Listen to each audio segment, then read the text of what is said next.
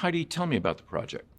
Yeah, we were set up about 2 years ago to tackle the increasing transnational nature of white supremacism. So we're tracking groups across borders that share ideologies and that have led to violence in multiple occasions. We also study the impact of American hate groups that export extremism of various forms, bigotry, racism into other countries. Let's talk about that for a second. How common is that? Is this sort of extremism that we're seeing in the U.S., is it in fact being exported to Europe, for example? Absolutely. There are multiple forms of extremism in the United States that have made their way across the ocean.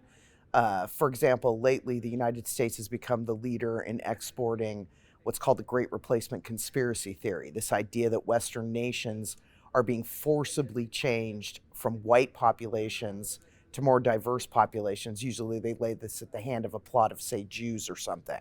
That's an example, but there are other kinds of forms of bigotry. Anti LGBTQ, for example, that is largely pushed by American organizations who have been trying to export those ideas into parts of Eastern Europe in particular. And there are other forms of bigotry like that as well. The incel movement, this violently misogynistic, terrorist inspiring way of thinking, born and bred in the United States and now in multiple countries. Based on that, is it important that this is in fact a global summit, that they're tackling hate fueled extremism, not just here, but around the world? It's absolutely important that we think about these issues in a global way. This isn't something that's domestic to the United States. In fact, most of the Western world, places like New Zealand, Australia, are experiencing very similar trends. The tragedy that happened here in Pittsburgh at the Tree of Life, same thing happened in Christchurch, New Zealand. The perpetrator was motivated by the same ideas as here in Pittsburgh. In that case, he targeted mosques and Muslims. But the ideas that made those attacks happen were shared completely. And, given the way the online world is, you could be living in New Zealand and talking to an American and getting radicalized in minutes. So it's no longer a case. You can't look at a case country by country. It doesn't make any sense. Complex problem, but what's the fix?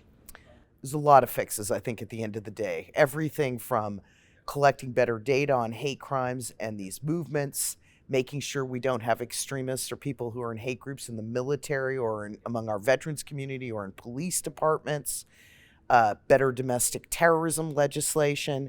So I know that the summit is going to come out with a whole bunch of ideas to tackle a problem which, frankly, we have let metastasize and ignore for a very long time, not just here in the United States, in most places where white supremacy is becoming the number one threat.